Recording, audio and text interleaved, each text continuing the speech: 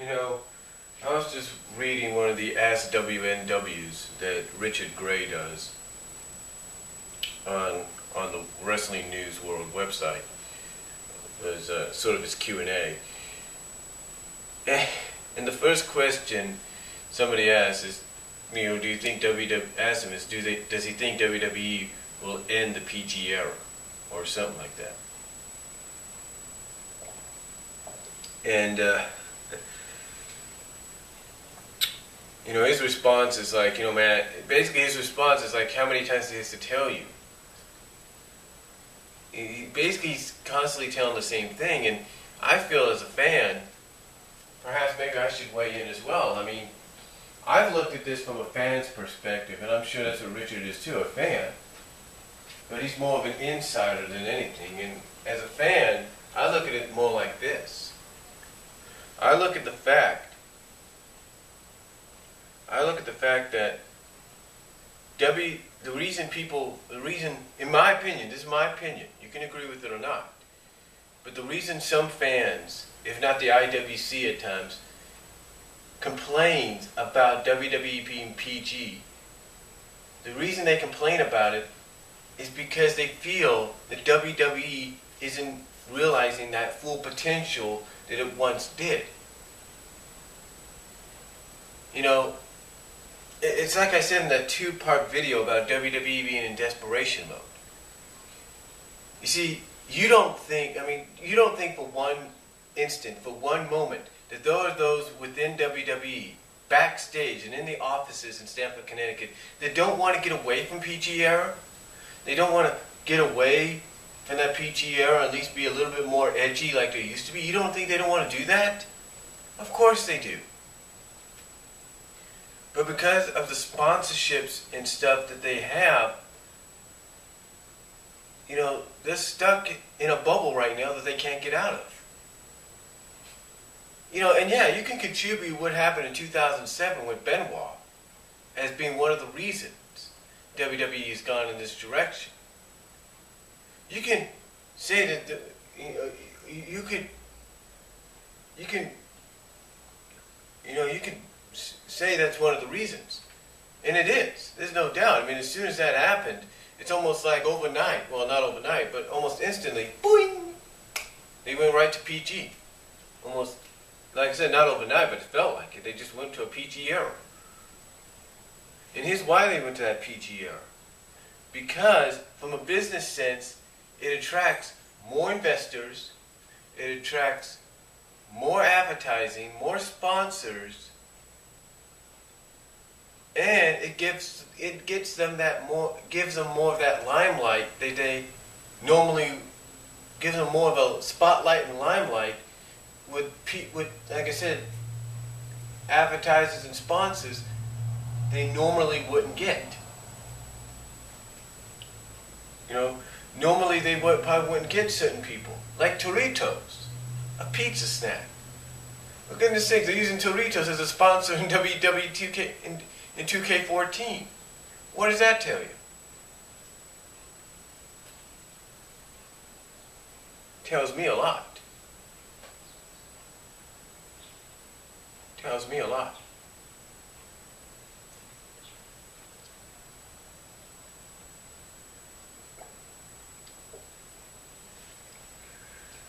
The point is, folks,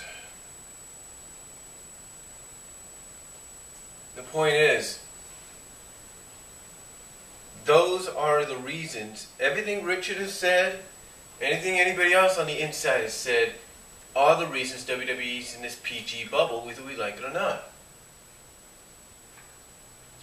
I mean, they are trying, I'll give them credit, they are trying their best to give us a good product, even within the boundaries of the PG era. But you see, what fans are complaining about the most, what fans are upset about the most, is we're not getting that side of WWE that is really edgy. It's really edgy, if you know what I mean. I mean, you think, WWE doing what they did, doing what they've done sometimes in the past few months with CM Punk and the Paul Heyman angle, or at times it's gotten very violent and very brutal. You know, you think what they did last year with Lesnar and Cena was brutal and violent. They try basically to find situations to where they can say, hey, look, you know, basically say, hey, look, this is what they want in the story. It's in their contracts, blah, blah, blah, whatever. Or this is how it's going to be presented. We're just advising you right now. It could get bloody. It could get violent. You know, I'm sure they go out and tell people that. But the point of the matter is this. Point in the fact of the matter is this. That right there, what we saw at Extreme Rules 2012, what we saw at the end of Money in the Bank, and mostly with things like, say, SummerSlam. These are things, and mostly with the Heyman Punk angle, these are things that fans hope to see more of. They want to see the superstars bleed. They want to see them go so edgy and extreme that, you know, they'll watch it over and over again. But you see, WWE, from what they have seen, is sparingly doing that. They're doing it very sparingly. In other words, they're doing it to the point,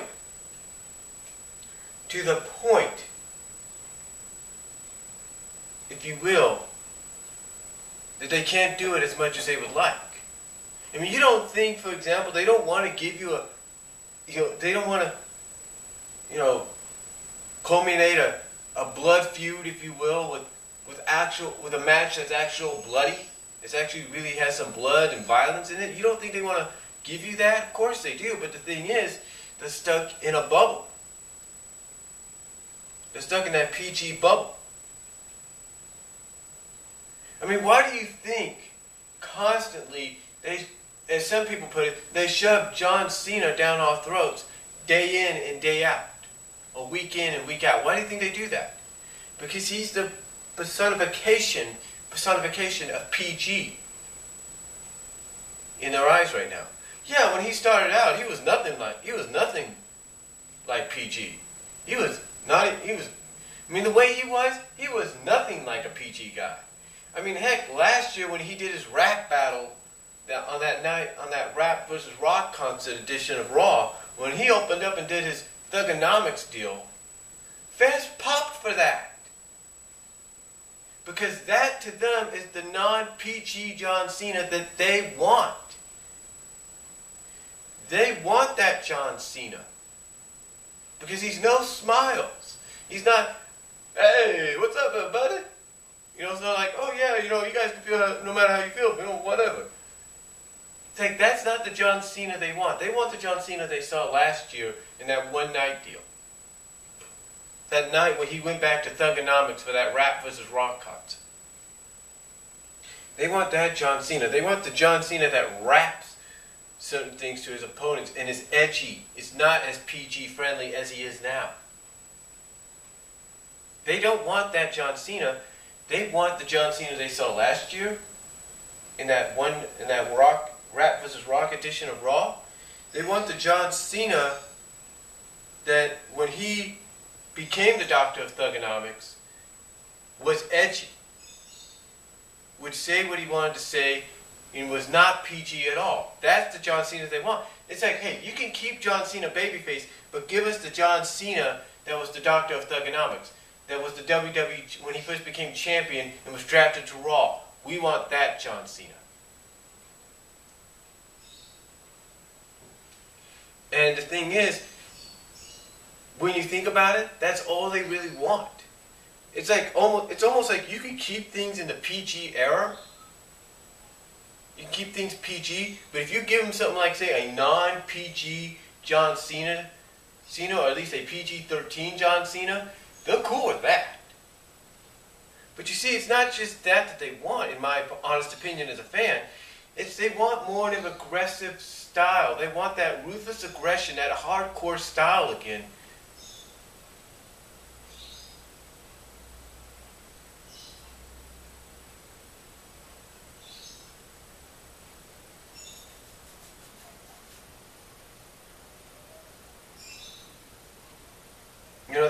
They want that ruthless aggression, hardcore style again, presented to them in some way.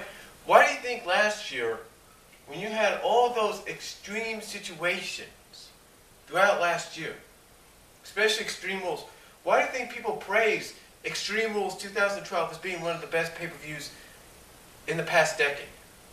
Because that was the pay-per-view they were hoping was going to bring back that Ruthless Aggression era.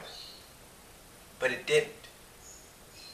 See, the fact is, ladies and gentlemen, as a fan, I'm just going by what I see and what I read. And from what I've seen and read, a lot of fans just want certain things to happen. It's like you can keep the PG era, the PG rating, but give us something more than just kid-friendly stuff or family-friendly stuff. Give us something that says, okay, this segment or this hour is not intended for kids. It's now intended for the adults. I'll give you an example.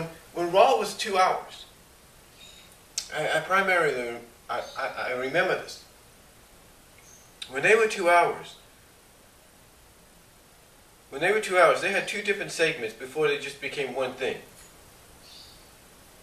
You know, they had 2 hours. The first hour was PG rated, which was okay. When they went into the second hour, which was the War Zone, they went to TV 14.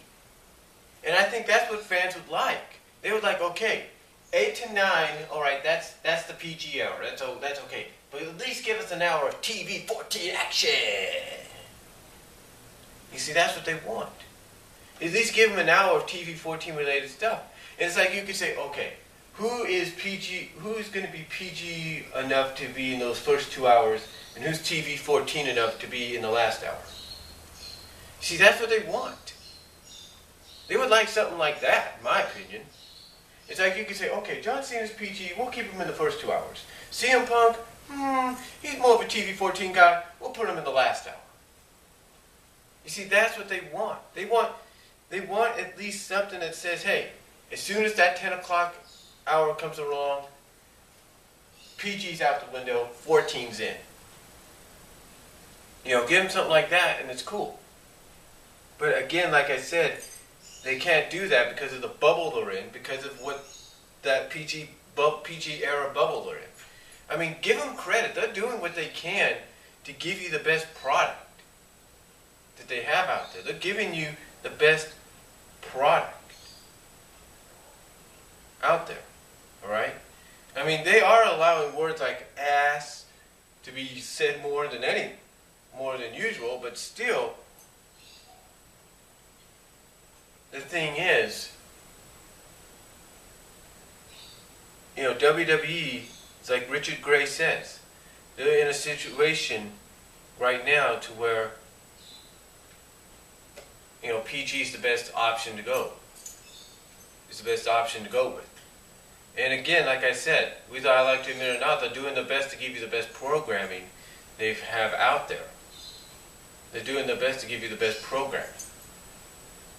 They're trying to, and what's funny is by giving you that best programming, they're trying to give you the best programming, mixing in realism with storylines, which is pretty cool in a PG era environment. But still, it all depends on how long it lasts. You see, that's what fans are hoping for. The reason fans keep asking, when is WWE going to leave PG? When are they going to do this? When are they going to do that? Is because basically, they're getting sick and tired of this PG era product. It's like, look, WWE was great and everything when it was Attitude. Yeah, it had its flaws then too, but still, it was better than what we're getting. And that might be true. But the thing is, it's called timing. It's called timing. And since you have basically the on-screen COO and the executive vice president, since you have those two not just married in real life, but since you have those two with kids, and basically both of them, if not one of them, have come out and said, hey, look, I would not want my kids to watch what we did back in the past. Yes, today I wouldn't want them watching them back. I wouldn't want them to watch that kind of a product today. When you have one of them saying that, then that pretty much tells you, until those kids get older and have a better understanding of the business, this PG thing's going to last for a while.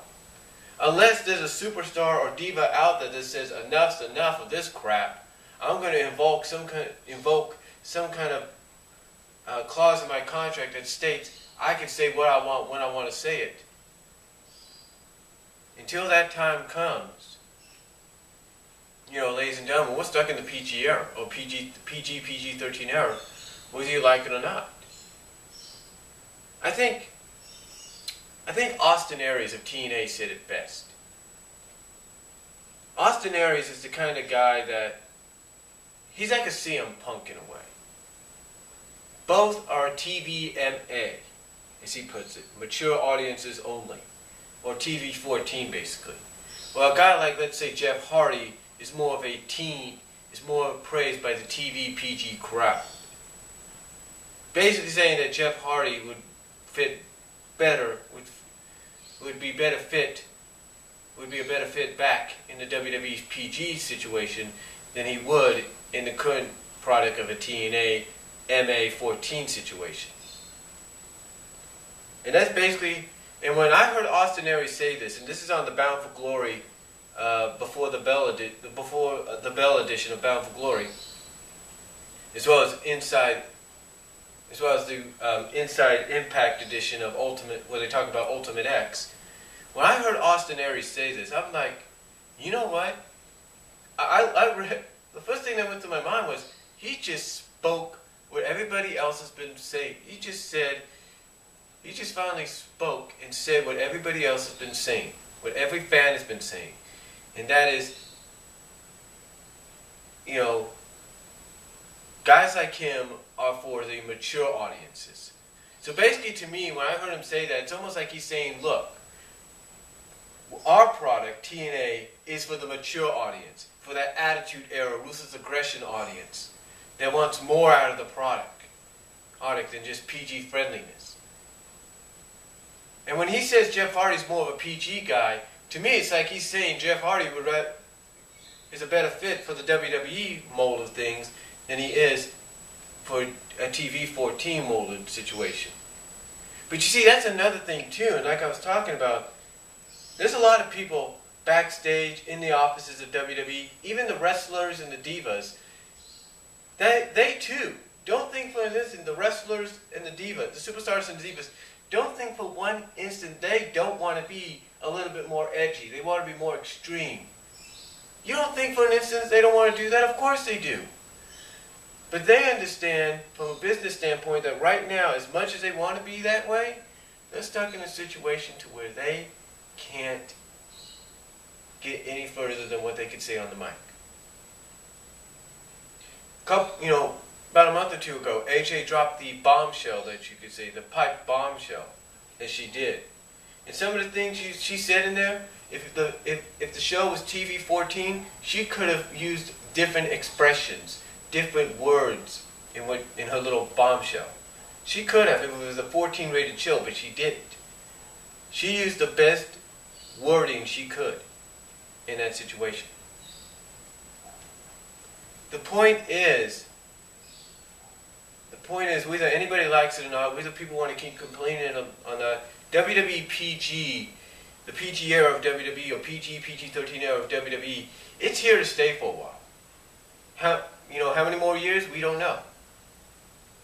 But until there's a certain event, a certain angle, a certain segment, a certain superstar or diva that's willing to say, screw this crap, we need to get back to that 14 ruthless aggression, attitude era-like environment.